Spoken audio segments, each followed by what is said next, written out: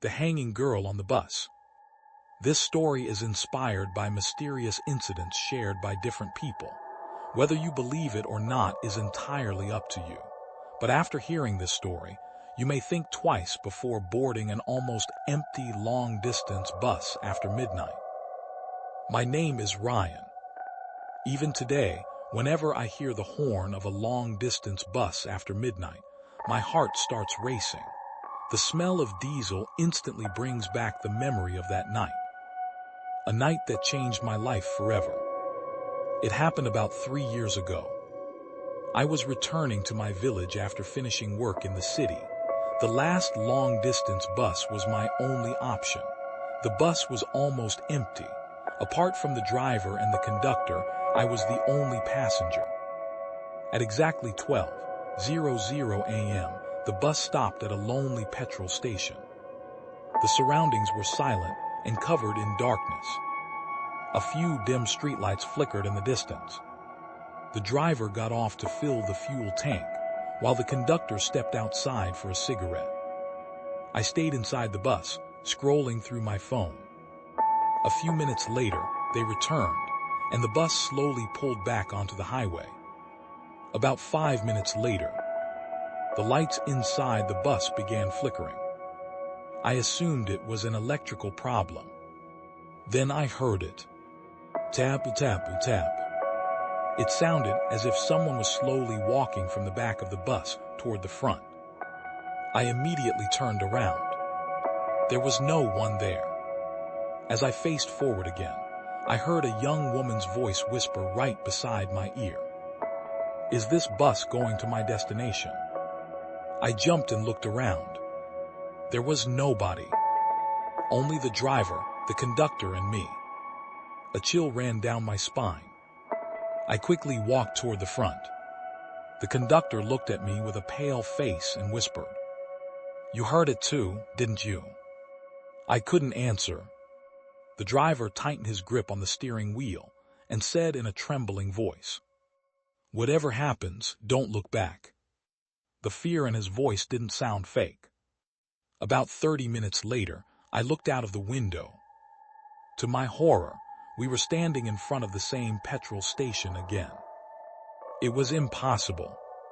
We had been driving on a straight highway the whole time. The driver stopped the bus.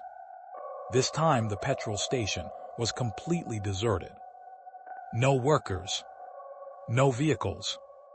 Only an old man sitting beside the road. He looked at us and quietly asked, "You saw her again, didn't you?" The driver remained silent. The old man sighed and began telling us the story.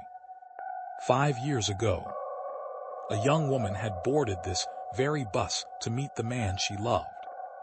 Halfway through the journey, she learned that he had married someone else. Heartbroken, she tied her scarf to the luggage rail inside the bus and ended her life. Since that night, whenever this bus refuels after midnight, she returns, still searching for someone who can take her to the destination she never reached. A cold silence filled the bus after we left the petrol station once again. Then, I suddenly felt that someone had sat down beside me. Slowly, I turned my head. A young woman dressed in white was sitting next to me. Her long hair covered most of her face. She remained completely still, staring out of the window. Her feet didn't seem to touch the floor. I couldn't move. Then, she slowly turned toward me. As her hair shifted aside, I noticed the dark mark around her neck. In a faint whisper, she asked, "Have we arrived?" Before I could respond, the conductor shouted, "Don't answer her." At that exact moment, the lights inside the bus went out. Complete darkness surrounded us. The driver's hands trembled on the steering wheel. The conductor began praying under his breath. Then we heard a strange sound. Creak, creak. Something seemed to be gently swaying somewhere inside the bus.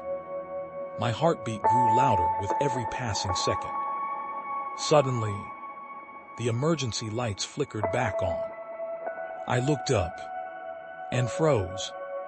Right in front of me, a young woman was hanging silently from the luggage rail. She didn't move. She simply swayed gently with the motion of the bus. Time seemed to stop. Then, she slowly opened her eyes. A terrifying smile spread across her face as she stared directly at me. In a soft whisper, she said, "Now you'll come with me." I screamed with all the strength I had. Everything around me faded into darkness. I lost consciousness.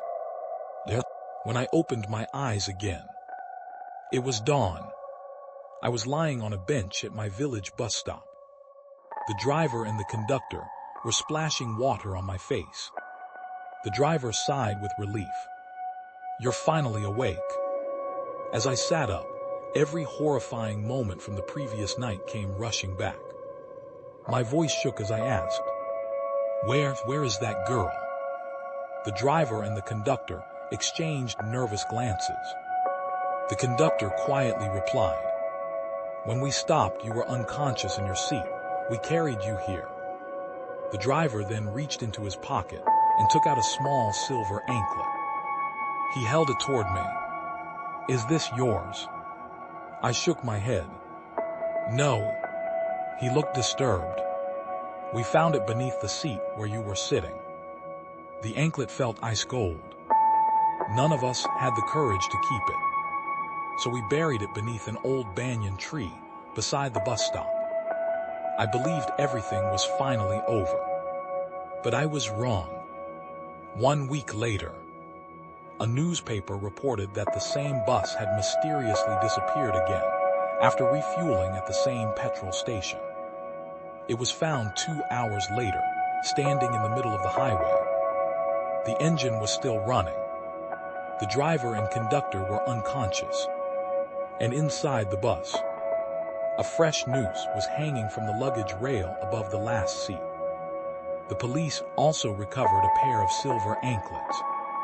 They looked exactly like the one we had buried a week earlier.